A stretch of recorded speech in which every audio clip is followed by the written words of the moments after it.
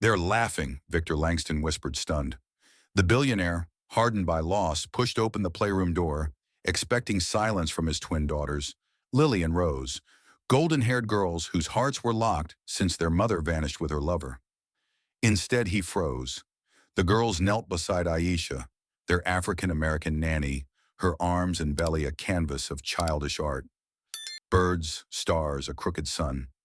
Their giggles, unheard for years, pierced the penthouse's glass walls like dawn breaking. Rose murmured, "This bird's for you." Lily echoed, "For Aisha." Tears stung Victor's eyes as he joined them, drawing a trembling line on Aisha's hand. Could this stranger with her gentle Georgia songs mend a shattered family? What magic turned defiance into joy? Stay to uncover their journey. Victor Langston's polished shoes clicked against the marble floor, each step a hollow echo in the sprawling penthouse that loomed over the city's restless pulse. 50 stories above the neon-lit streets, his home was a fortress of glass and steel, its towering windows framing a skyline that never slept. Inside, chandeliers cast sterile light. Modern art hung like frozen screams, and the air carried a weight heavier than wealth. 3 years ago, Elise, his wife, had walked out with her lover, leaving their 5-year-old twin daughters, Lily and Rose, behind. The girls, with porcelain skin and golden curls, were cherubs to the eye, but their hearts were barricaded, their trust shattered by a mother's betrayal. Victor, once a man whose laughter filled rooms, now moved like a specter, his tailored suits a shield against the guilt that clawed at him. He built empires in boardrooms, his tech conglomerate a titan in the industry, but at home, he was a stranger. Each night, he passed the twins' playroom door, its frosted glass a barrier he couldn't cross. "I'll be there soon," he muttered, his voice barely audible, a promise swallowed by the hum of his laptop. But the work never stopped, and the girls' silence grew louder than the city below. Lily and Rose were not the children they once were. Their eyes, blue as winter ice, held no warmth. They spoke in whispers, if at all, their words sharp and sparse, meant to wound. Toys sat untouched on shelves, their playroom a museum of neglect. They spilled juice on purpose, hid keys in sofa cushions, and hissed taunts that sent nannies fleeing. "Go away," Lily would mutter, her small hands tearing paper meant for crafts. Rose, quieter but no less fierce, once smeared paint on a nanny's skirt, her gaze daring a reaction. The agency sent 2, 3, sometimes 4 nannies a day, lured by salaries that could buy futures. None lasted a week. "Unruly," the reports read. "Impossible." But the staff, Lena, who tended the indoor garden, and David, the stoic butler, saw the truth in stolen glances. The girls weren't defiant for sport. They were grieving, their mother's absence a wound that bled invisibly. Lena, with her calloused hands and quiet wisdom, swept up shattered glass after Lily's latest tantrum, her eyes soft with pity. "They're not bad," she told David, her voice low as she arranged a new fern in the foyer. "They're just lost." David nodded, polishing a silver tray that hadn't been used since Elise's lavish parties. He'd seen Rose stare at the elevator doors, as if expecting someone to step through. "Mr. Langston doesn't see it," he said, his tone heavy. "He thinks money fixes everything." Victor, lost in contracts, wrote checks to agencies, hired more staff, and believed he was protecting his daughters. But money couldn't warm the rooms where their laughter had died. The penthouse staff whispered of the twins' antics, their voices a mix of frustration and sorrow. A nanny had fled after Rose locked her in the pantry, her giggles cold and calculated. Another quit when Lily poured ink over a stack of books, her face blank as the pages stained. Victor, informed by curt emails, felt each failure like a stone in his chest. He wanted to reach them, to kneel beside their small forms and promise better days, but the words caught in his throat. Elise's departure had carved a chasm he didn't know how to bridge. He saw her in the girl's eyes, her sharp cheekbones, her defiant tilt of the chin, and it broke him anew each time. Yet the city churned on, indifferent to the silent war within these walls. Below, taxis honked, lights flickered, and lives moved forward. Up here, time stood still, trapped in the moment Elise's heels clicked out of their lives. Victor's office, a glass-walled sanctuary at the penthouse's heart, was his refuge. Screens glowed with stock tickers, emails piled up, and his phone buzzed with demands. But even there, the girl's silence haunted him. He'd catch himself staring at a framed photo on his desk. Lily and Rose at 3, clinging to Elise's hands, their smiles wide and unscarred. He'd turn it face down, unable to bear the reminder. Lena, tending to a wilting orchid, once found a crumpled drawing under Rose's bed. A stick figure family, the mother scribbled out in black crayon. She showed it to David, her voice trembling. "They're waiting for something," she said. "Someone." David, ever reserved, only nodded, but his hands tightened on the tray. They both knew Victor was too buried in his world to notice the girl's quiet cries for help. The staff cleaned, cooked, and drove, but they couldn't mend what was broken. The penthouse, for all its grandeur, was a cage, and the twins were its captives, their defiance a shield against a world that had hurt them. But change was stirring, a whisper on the wind. A new nanny was due to arrive, a woman named Aisha Brooks, whose name carried a different cadence, a hint of a life forged in struggle and song. Lena overheard the agency's call, her curiosity piqued by the mention of a woman from Georgia, someone who'd faced loss and still chose to see light. David, skeptical, polished the silver harder. "She'll leave like the rest," he said. But Lena, touching the orchid's fragile petals, felt a flicker of hope. Perhaps this woman, with her roots in a place of resilience, could reach the girls where others had failed.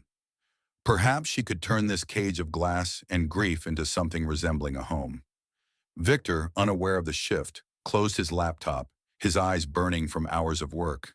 He stood, glancing at the playroom door, its frosted glass glowing faintly. "Tomorrow," he whispered, the word a fragile vow. But tomorrow was coming, and with it, a stranger who might just hold the key to unlocking his daughter's hearts. Aisha Brooks stepped into the elevator, her worn canvas satchel slung over one shoulder, her dark eyes steady despite the whispers she'd heard about the Langston twins. The hum of the city faded as the doors closed, carrying her upward to a world of glass and grief. Her long, sleek hair framed a face that bore the quiet strength of someone who'd known loss. Her father gone when she was 6. Her Savannah childhood shaped by her grandmother's hands, which wove love into every meal, every song. Aisha had taken the job for the paycheck, a lifeline for her dreams. But she believed that no child was beyond reach, which anchored her now. She felt the weight of the task, yet her heart thrummed with a stubborn hope, a melody from her Georgia roots that refused to fade. The elevator opened, and she stepped into the playroom, a sterile shrine of untouched toys and neatly stacked books. Lily sat cross-legged on the floor, clutching a rag doll with one eye missing, her golden curls a halo around a face set in defiance. Rose, in the corner, traced invisible spirals on a whiteboard, her blue eyes sharp and unyielding. The air was thick with their unspoken challenge, a silent dare for Aisha to fail like the others. She felt their gaze like a cold wind, but her grandmother's voice echoed in her mind. "Meet hurt with patience, child, and you'll find the heart beneath." Aisha knelt, her movements deliberate, and opened her satchel. From it, she drew a small basket of colored ribbons, their hues, crimson, indigo, emerald, catching the light like promises. Without a word, she began weaving the ribbons into a braid, her fingers deft and unhurried. She hummed a lullaby from Savannah, one her grandmother sang on nights when grief kept sleep at bay. "River runs, soft and slow, carries pain where dreams can grow." The notes were low, a gentle current in the room's stillness. Lily's fingers tightened on her doll, her eyes flicking to the ribbons, their colors a stark contrast to the gray of her world. Rose's hand paused mid-spiral, her head tilting slightly, as if the melody tugged at something buried deep. Aisha didn't look up, didn't demand their attention. She let the song and the ribbons do the talking, her heart steady despite the tension coiling in her chest. She knew this moment was fragile, a single wrong move enough to snap the thread of possibility. Lena, tending a potted fern outside the door, peered in, her breath catching at the sight. She'd seen nannies come with rules and reprimands, only to leave in tears. This woman was different. Her calm wasn't forced, her presence a quiet anchor. Lena whispered to David, who lingered nearby with a tray of untouched coffee. She's not pushing them. She's just there. David's brow furrowed, his skepticism a heavy weight. She'll break like the rest, he muttered, but his eyes lingered on Aisha's hands, weaving as if time were on her side. The twins, though, were a fortress, their silence a wall no one had breached. Aisha felt their resistance, a pulse of fear and anger beneath their defiance, and it stirred a pang in her chest. Memories of her own childhood, hiding behind bravado to mask the ache of loss. At lunchtime, the test came.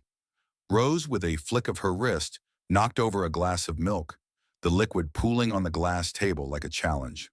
Lily watched, her lips twitching, waiting for the inevitable scold. Aisha's heart skipped, but she didn't flinch. She reached for a cloth, handing one to each girl. "Spills happen," she said, her voice as soft as the lullaby. "Let's clean it together." The twins froze, their eyes searching for anger, finding none. Rose hesitated, then took the cloth, dabbing at the milk with a scowl that softened into uncertainty. Lily followed, her movements slow, as if testing the ground beneath her. Aisha hummed the lullaby again, turning the task into a rhythm, her calm a lifeline in the storm of their distrust. The milk vanished, and Rose's fingers lingered on the cloth, her guard lowering just a fraction.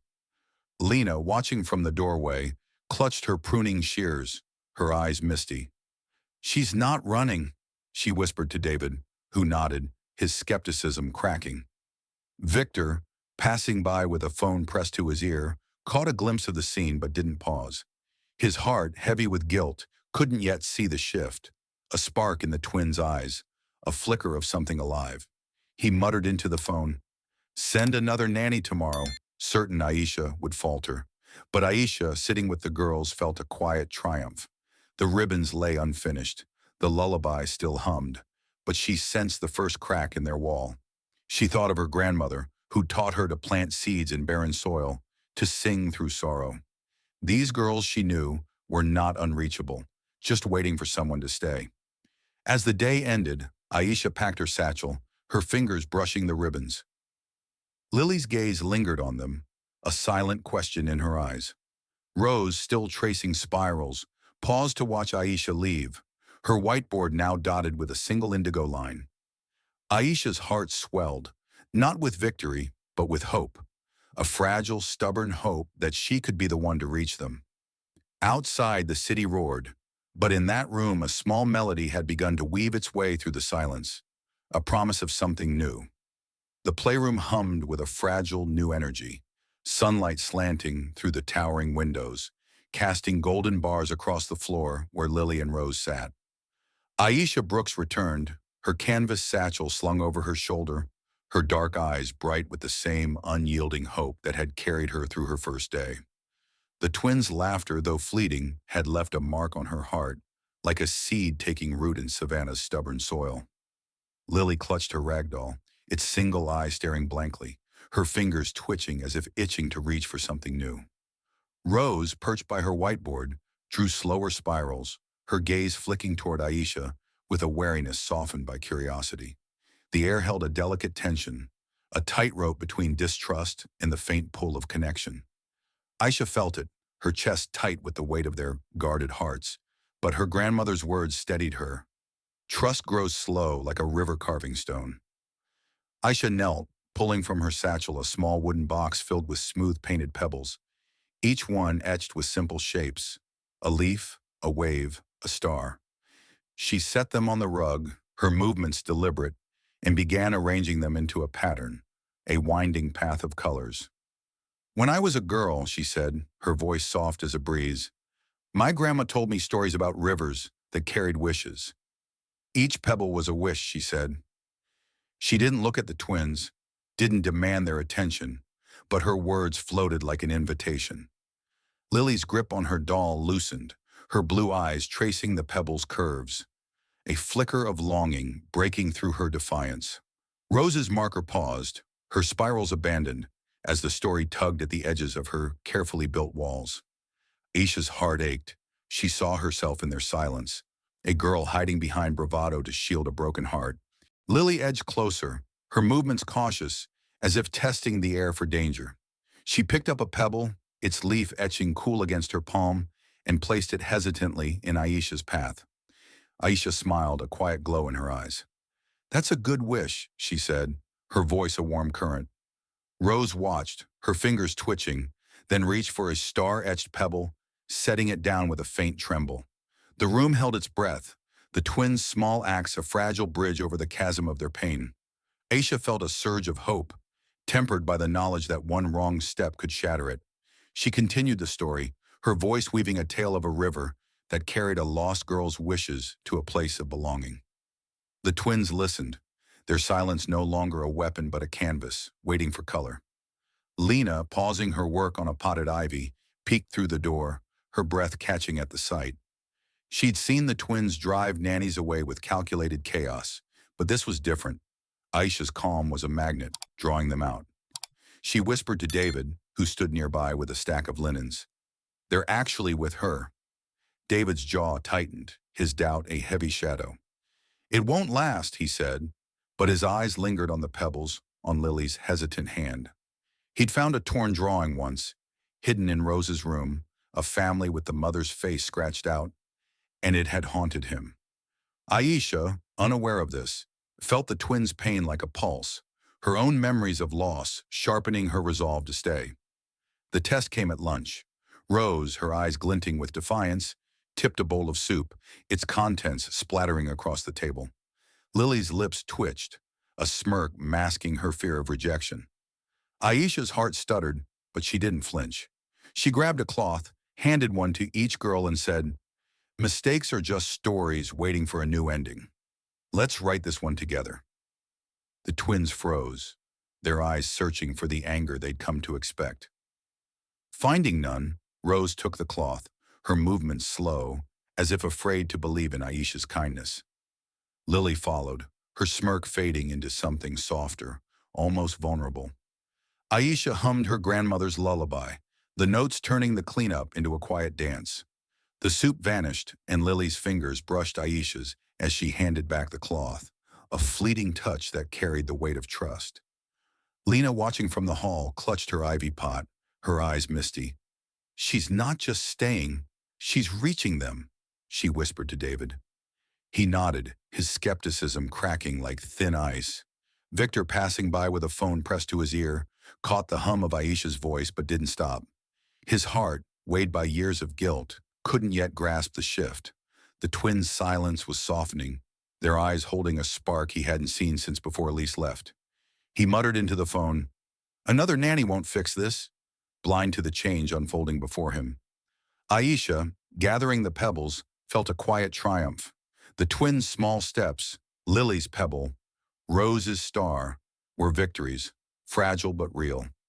She thought of her grandmother, who'd taught her to see hope in the smallest cracks. As she left the playroom, Lily's gaze followed her, a question unspoken in her eyes. Rose's whiteboard now held a single star, drawn in blue. Aisha's chest swelled with a stubborn, aching hope. These girls, she knew, were not lost, just waiting for someone to hold space for their pain, to sing through their silence. The playroom glowed with afternoon light, its stark shelves softened by the faint traces of a new warmth, a single pebble left out of place, a whiteboard marked with a solitary star. Aisha Brooks returned, her canvas satchel lighter today, her heart heavy with the fragile trust she'd begun to weave with Lily and Rose. The twins' small gestures, Lily's hesitant pebble, Rose's cautious star, had stirred a hope in her, rooted in the lessons of her Savannah childhood, where her grandmother taught her that love could bloom in the hardest hearts. Lily sat clutching her rag doll, her golden curls catching the sun, her eyes flickering with a mix of defiance and yearning. Rose, hunched over her whiteboard, drew tighter spirals, her fingers trembling as if torn between hiding and reaching out. Aisha felt their emotions like a tide, pulling her in, her own heart echoing the ache of her younger self, who'd once drawn on fences to speak what words couldn't.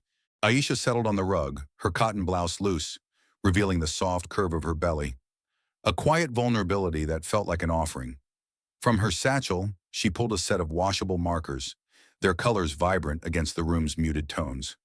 She began to draw on her wrist, a winding vine, a clumsy daisy, her movements slow, deliberate. Back in Savannah, she said, her voice a gentle current, I'd draw on my grandma's porch steps, telling stories with every line. She'd say, every mark holds a piece of your heart. She didn't look at the twins, letting her words drift like a breeze. Lily's grip on her doll softened, her eyes locked on the daisy, a spark of curiosity breaking through her guarded stare. Rose's marker paused, her spirals forgotten, as Aisha's story stirred something deep, a memory of a time before their world broke. Lily inched closer, her small hand hovering over a yellow marker. She grabbed it, hesitating, then drew a jagged arc on Aisha's arm, her breath hitching as if afraid of the act's weight. Aisha smiled, her eyes warm. That's a story starting, she said. Rose, emboldened, took a purple marker and added a wobbly dot on Aisha's hand, her fingers trembling with a mix of fear and excitement. Then, as if drawn by an invisible thread, the twins moved to Aisha's belly, their markers tracing tentative shapes, a bird with uneven wings, a star that leaned sideways, a sun that looked more like a flower. Their giggles, soft at first, bloomed into a melody, fragile but bright, like fireflies in a dusk-lit field. Aisha's heart swelled, the laughter a balm to her own old wounds. You're painting a whole world on me, she laughed, her voice a soft echo of her grandmother's joy. Lena, pruning a fern nearby, froze at the sound, her shears still in her hand. She'd heard only silence from the twins for years, their defiance a wall no one could scale. Now their laughter was a miracle, small but undeniable. She whispered to David, who stood with a tray of untouched glasses. They're alive in there. David's eyes widened, his usual reserve cracking. She's doing something, he said, his voice low, as if afraid to break the spell. He'd once found a letter Rose wrote to her absent mother, crumpled and hidden, and it had haunted him. Aisha, unaware of this, felt the twins' laughter like a pulse, their markers a bridge across the chasm of their pain. She saw her younger self in their hesitant strokes, a girl who'd found solace in drawing under her grandmother's watchful eyes. The test came swiftly. Rose, her eyes glinting with a flicker of doubt, pressed her marker too hard, leaving a purple smear across Aisha's blouse. Lily froze, her smirk a mask for fear of rejection. Aisha's breath caught, but she didn't falter. She grabbed a damp cloth, her smile unwavering. Sometimes stories get messy, she said, dabbing the stain. Let's make it part of the art. She handed the cloth to Rose, who hesitated, then wiped gently, her scowl softening into wonder. Lily joined, her giggles returning, louder now, as the smear became a faint cloud on Aisha's shirt.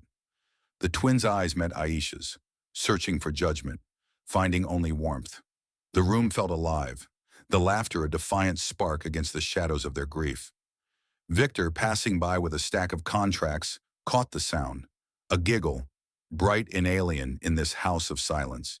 His heart stirred, a fleeting pang of something he couldn't name. He paused, his hand on the doorframe, but the weight of his guilt pulled him back to his office.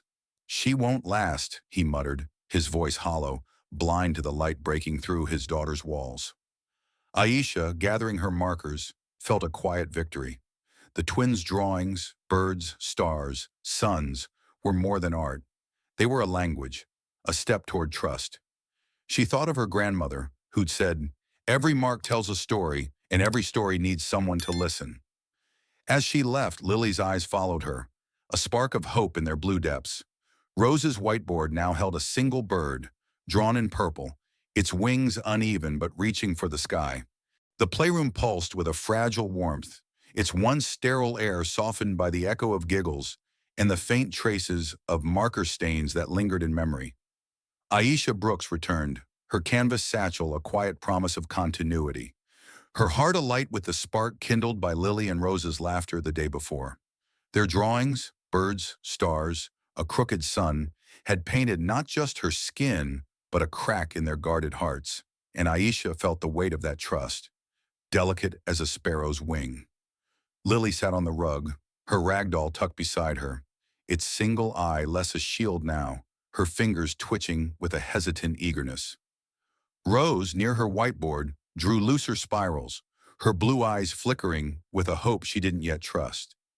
Aisha's chest tightened, her own childhood in Savannah rising like a tide, nights spent listening to her grandmother's tales, finding solace in stories when loss felt too heavy. Aisha knelt, pulling from her satchel a small wooden tray of colored clay, its hues vibrant against the room's muted palette. She began shaping a tiny bird, her fingers gentle, as she spoke in a voice soft as dusk. "My grandma used to tell me about a sparrow that lost its way," she said, her words weaving a Georgia folk tale. "It flew alone, scared, but found a home when it followed a song." She didn't push the twins to join, letting the story drift like a breeze. Lily's hands stilled, her gaze fixed on the clay bird, its wings a silent call to her own buried longing. Rose's marker slowed, her spirals giving way to a single, tentative line, as if the tale stirred a memory of safety she'd forgotten. Aisha's heart ached, seeing her younger self in their cautious hope, a girl who'd molded clay to shape her grief into something she could hold. Lily crept closer, her fingers brushing the clay, then pinching a small piece to form a lopsided star. Aisha's eyes glowed. "That's a brave star," she said, her voice a warm embrace. Rose hesitated, then took a piece of blue clay, rolling it into a wobbly ball, her hands trembling with the fear of being seen. The room seemed to hold its breath, the twins' small acts a delicate dance on the edge of trust. Aisha felt a surge of hope, tempered by the knowledge that their walls, though cracking, could still close. She continued the tale, the sparrow finding its flock under a sky of stars, her words a lifeline for the girl's fragile courage. Lena, tending a potted violet nearby, paused, her pruning shears still as she watched the twins shape clay. She'd seen them push nannies away with calculated chaos, but this was different. Aisha's stories were a bridge, spanning their pain. She whispered to David, who stood with a stack of folded towels. "They're creating, not destroying." David's eyes softened, his doubt wavering. "She's reaching them," he said, his voice low, recalling a moment when he'd found Lily hiding a broken toy, her eyes wet with unshed tears. Aisha, unaware of this, felt the twins' emotions like a current, her own memories of molding clay with her grandmother sharpening her resolve to stay steady. The test came at snack time. Lily, her eyes glinting with a flicker of doubt, tipped a plate of apple slices, sending them skittering across the rug. Rose watched, her lips twitching, waiting for the scold that had driven others away. Aisha's heart skipped, but she didn't falter. She knelt, gathering the slices, and handed each girl a napkin. "Apples like to wander," she said, her smile unwavering. "Let's bring them home." The twins froze, their eyes searching for anger, finding only warmth. Rose took the napkin, wiping a slice with a scowl that melted into curiosity.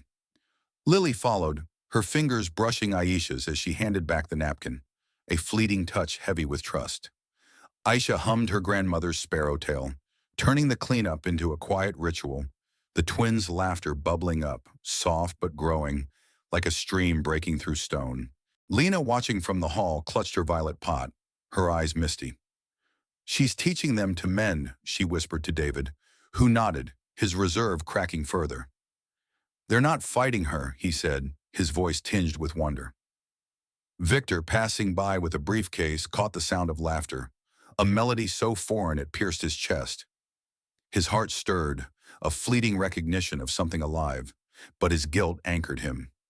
He paused, his hand grazing the doorframe, then muttered, "She's just another nanny," and walked on, blind to the light in his daughter's eyes. Aisha, shaping a second clay bird, felt a quiet triumph.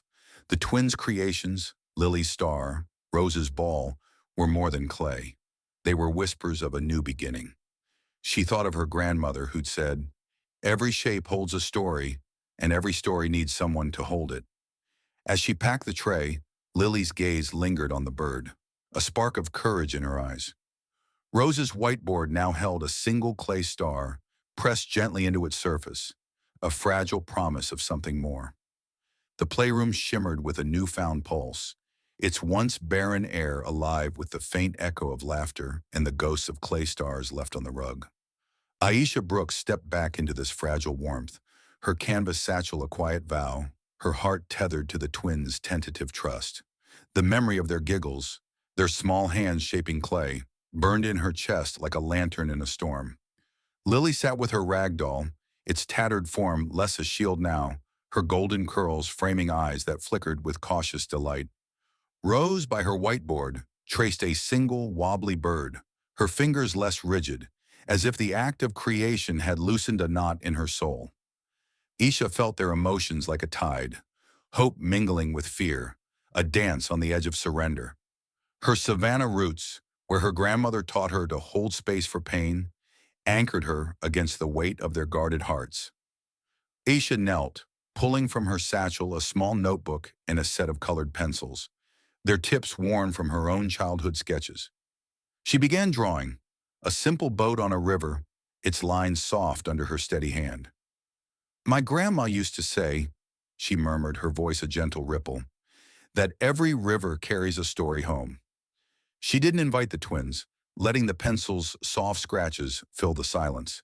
Lily's eyes, sharp but softening, followed the boat's curves, a yearning stirring beneath her defiance. Rose's hand paused, her bird half drawn, as Aisha's words wove a Georgia tale of a boat finding shore after a storm. Aisha's heart ached, her own memories of loss, her father's absence, her grandmother's lullabies, mirroring the twins' quiet wounds. She drew slowly, her calm a beacon, inviting without demanding. Lily crept closer, her rag doll forgotten, and picked up a green pencil, sketching a jagged wave beside Aisha's boat. Aisha's smile was a quiet sun. "That's a strong wave," she said, her voice warm with pride. Rose, her breath uneven, took a red pencil and added a lopsided star above the boat, her fingers trembling with the courage to be seen. Their small acts were a fragile hymn, and Aisha felt her chest tighten, knowing trust was a thread that could snap. She continued the tale, the boat sailing under a sky of stars, her words a lifeline for the girls' budding hope. The room seemed to exhale, the twins' silence shifting into a language of color and connection. Lena, tending a potted lily nearby, paused, her shears still as she watched the twins draw. She'd seen them wield defiance like a blade, but now their pencils were a bridge, not a barrier. She whispered to David, who lingered with a tray of cutlery, "They're not pushing her away." David's eyes softened, his doubt crumbling. "She's unlocking something," he said, recalling a night when he'd heard Rose whisper, "Mom," in her sleep, a sound that had broken his heart. Aisha, unaware of this, felt the twins' emotions like a current, her resolve sharpened by her own past, drawing boats on Savannah fences to send her grief downstream. The test came swiftly. Lily, her eyes glinting with a flicker of fear, pressed her pencil too hard, snapping its tip and tearing the paper. Rose froze, her star half finished, waiting for the reprimand that had chased others away. Aisha's heart stuttered, but she didn't waver. She took the torn page, smoothing it gently. "Broken stories still have beauty," she said, taping the tear and drawing a new wave over it. "Let's keep going." The twins stared, their eyes searching for judgment, finding only warmth. Lily took another pencil, her hand steadier, adding a small fish to the river. Rose, her breath catching, drew a second star, brighter now. Their giggles, soft but growing, wove through Aisha's lullaby, a melody from Savannah that spoke of rivers finding home. Victor, his briefcase heavy with contracts, passed by, drawn by the unfamiliar sound. He paused, his hand on the doorframe, and saw the twins bend over the notebook, their pencils dancing. Aisha's voice, humming a lullaby, wrapped around their laughter like a blanket. His chest tightened, a pang of recognition piercing his guilt. He'd heard that lullaby before, in a life before Elise left, when the girls' laughter filled every corner. "There. Happy," he whispered, his voice cracking. But the weight of his failures pulled him back, and he turned away muttering, "It won't last," his heart blind to the miracle unfolding. Lena, watching from the hall, clutched her lily pot, her eyes misty. "He doesn't see it yet," she whispered to David, who nodded, his voice low. "But they do." Aisha, gathering the pencils, felt a quiet triumph. The twins' drawings, waves, stars, a fish, were more than art. They were a conversation, a step toward healing. She thought of her grandmother who'd said, "Every river finds its shore if you give it time." As she left, Lily's eyes followed her, a spark of trust flickering. Rose's whiteboard now held a single red star, its edges bold, as if daring to shine. Aisha's heart swelled, not with victory, but with the stubborn hope that she was becoming the shore these girls needed. The playroom vibrated with a quiet hum of life, its once sterile air now threaded with the echoes of giggles and the faint smudges of pencil sketches left behind. Aisha Brooks stepped into this tender warmth, her canvas satchel a silent pledge, her heart tethered to the fragile trust Lily and Rose had begun to offer.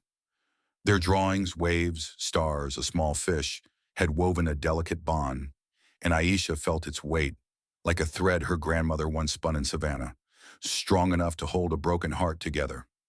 Lily sat cross-legged, her rag doll resting beside her, its tattered form no longer a shield, her blue eyes glinting with a cautious joy. Rose, near her whiteboard, traced a faint star, her fingers steadier, as if the act of creation had loosened the chains of her grief. Aisha's chest tightened, her own childhood losses, her father's absence, her grandmother's songs, mirroring the twins' quiet wounds, urging her to stay steady. Aisha knelt, pulling from her satchel a small loom and spools of colored yarn, crimson, sapphire, gold. She began weaving a simple braid, her fingers deft as she sang a Georgia folk song, its melody soft as a river's flow. Thread by thread, we mend the heart, stitch by stitch, we find our start. The notes were a gentle call, not a demand. Lily's hands twitched, her gaze locked on the yarn's vibrant hues, a spark of longing flickering through her guarded heart. Rose's marker slowed, her star half drawn, as the song stirred a memory of safety, a warmth she'd buried since her mother's betrayal. Aisha's heart ached, her own memories of weaving with her grandmother flooding back, a reminder that love could be crafted from the smallest threads. Lily edged closer, her fingers brushing a gold spool, then weaving it clumsily into Aisha's braid. Aisha's smile was a quiet sunrise. "That's a strong thread," she said, her voice warm with pride. Rose, her breath uneven, took a sapphire yarn, looping it with a tremble, her eyes searching Aisha's for reassurance. The room seemed to soften, the twins' small acts a fragile tapestry of trust. Aisha felt a surge of hope, tempered by the fear that their walls, though thinning, could still rise. She continued the song, its lyrics weaving a tale of a weaver who mended a village's sorrow, her words a lifeline for the girls' budding courage. Lena, tending a potted jasmine nearby, paused, her shears still as she watched the twins weave. She'd seen them wield defiance like a storm, but now their hands were crafting, not destroying. She whispered to David, who stood with a tray of polished silver, "They're building something with her." David's eyes softened, his skepticism fading. "She's giving them a reason to try," he said, recalling a night when he'd found Lily clutching a torn photo of her mother, her face streaked with silent tears. Aisha, unaware of this, felt the twins' emotions like a pulse, her resolve sharpened by her own past, weaving threads to mend her own grief under Savannah skies. The test came at snack time. Rose, her eyes flickering with doubt, tugged too hard on the yarn, unraveling a section of the braid. Lily froze, her fingers clutching her spool, waiting for the scold that had chased others away. Aisha's heart skipped, but she didn't waver. She knelt, gathering the loose threads, her smile steady. "Sometimes threads tangle," she said, reweaving the braid with gentle hands. "Let's make it stronger." The twins stared, their eyes searching for judgment, finding only warmth.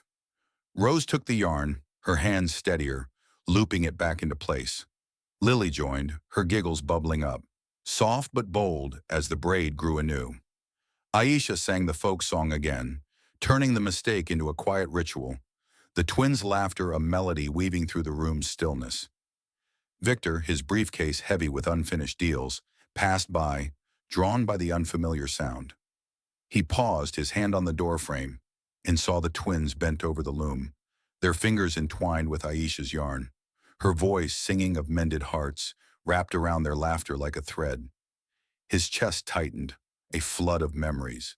Lily and Rose giggling in a life before loss, stirring a pang he couldn't name. "They're trying," he whispered, his voice raw, the guilt that had caged him cracking. But the weight of his failures pulled him back, and he muttered, "It's just a moment," retreating to his office, blind to the tapestry forming before him. Lena, watching from the hall, clutched her jasmine pot, her eyes misty. "He's close to seeing it," she whispered to David, who nodded, his voice low. "The girls already do." Aisha, gathering the yarn, felt a quiet triumph. The twins' braid, clumsy, vibrant, was more than craft. It was a story, a step toward healing. She thought of her grandmother, who'd said, "Every thread holds a heart if you weave with care." As she left, Lily's eyes followed her, a spark of trust glowing. Rose's whiteboard now held a single gold thread, pressed gently into its surface, a fragile promise of connection. Aisha's heart swelled, not with victory, but with the stubborn hope that she was stitching these girls back to life. The playroom thrummed with a vibrant pulse, its once barren air now woven with the echoes of laughter and the faint traces of yarn braids left on the rug.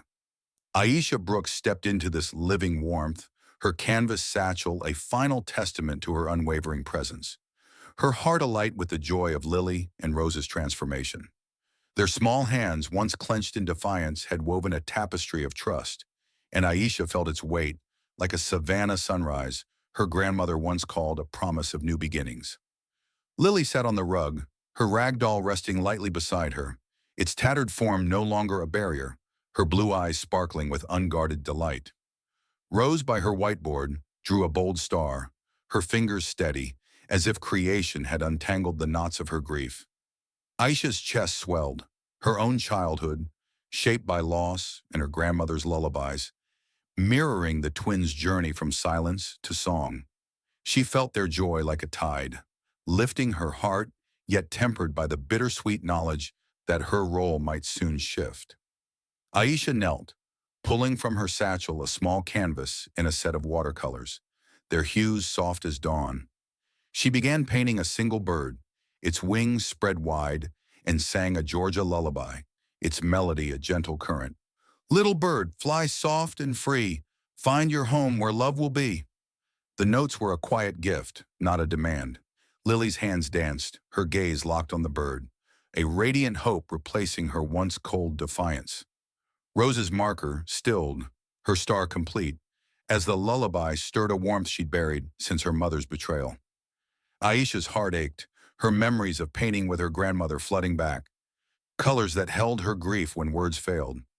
She painted slowly, her calm a beacon, inviting the twins to join without a word. Lily reached for a blue brush, painting a wobbly cloud beside Aisha's bird, her giggles bubbling like a stream. Aisha's eyes glowed.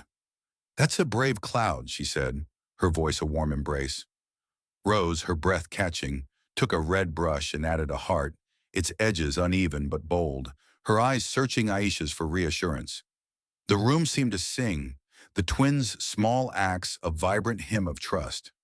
Aisha felt a surge of fulfillment, knowing their joy was a fragile victory, hard won. She continued the lullaby, its lyrics weaving a tale of a bird finding home, her words a lifeline for the girls' newfound courage. Lena, tending a potted lavender on the balcony, paused, her shears still as she watched the twins paint. She'd seen them wield chaos like a shield, but now their brushes were a bridge, spanning their pain. She whispered to David, who stood with a tray of teacups, "They're not hiding anymore." David's eyes softened, his doubt gone. "She gave them a home," he said, recalling a night when he'd found Rose clutching a letter to her absent mother, her face wet with tears. Aisha, unaware of this, felt the twins' joy like a current, her resolve sharpened by her own past, painting colors to mend her grief under Savannah skies. The test came softly. Lily, her eyes glinting with a flicker of fear, splashed paint across the canvas, a blue streak marring the bird. Rose froze, her heart half finished, waiting for the scold that had driven others away. Aisha's heart skipped, but she didn't waver. She dipped her brush in gold, painting over the streak, turning it into a sunbeam. Every mistake is a new story, she said, her smile steady. Let's tell it together. The twins stared, their eyes searching for judgment, finding only warmth. Lily added a new cloud, her giggles bolder. Rose, her breath steadying, painted a second heart, brighter now. Their laughter wove through Aisha's lullaby, a melody that filled the room like light through a cracked window. Victor, his briefcase forgotten, passed by, drawn by the sound. A laughter he hadn't heard since before the world broke. He paused, his hand trembling on the doorframe, and saw the twins bent over the canvas, their brushes dancing. Aisha's voice, singing of a bird's home, wrapped around their joy like a thread. His chest tightened, memories of a life filled with giggles flooding back, piercing the guilt that had caged him.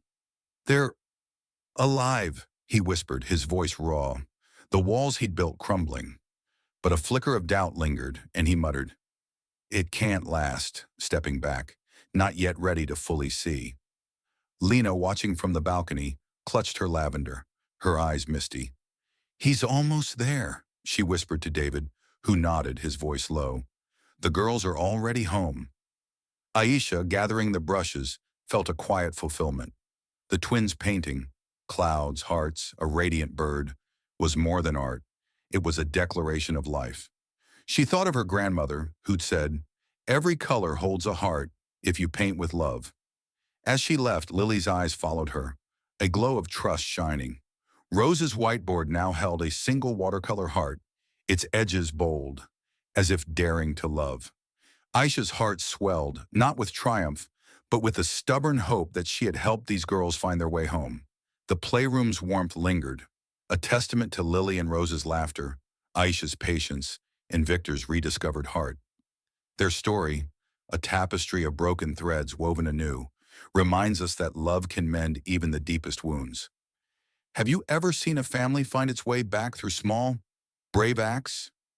Share your thoughts below. Your stories light the way for others. Thank you for joining this journey through a penthouse transformed into a home. Your presence means the world. Come back soon for another tale of hope and healing, where hearts like stars find their shine again.